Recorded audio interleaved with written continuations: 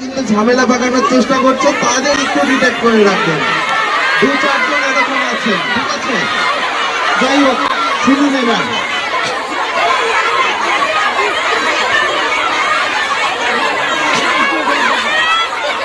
এসছেন তারা একটু চুপ করবেন, বাকিরা চিৎকার করুক, কিন্তু যারা সমাধান খুঁজতে এসছেন তারা একটু চুপ করবেন। আমরা বলবো কিছু কথা।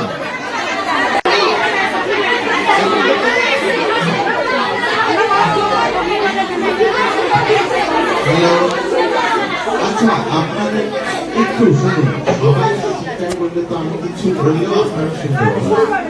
একটু শুনুন,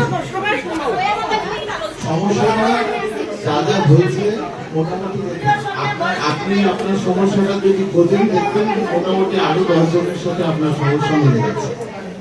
তো সমস্যাগুলো আপনারা যেটা বললেন যে আগে কি অ্যাপ্রুভ দেখিয়েছে, এখন দেখা যাচ্ছে আন্ডার প্রসেসিং, অনেকে বোধহয় তাই দেখিয়েছে। এবার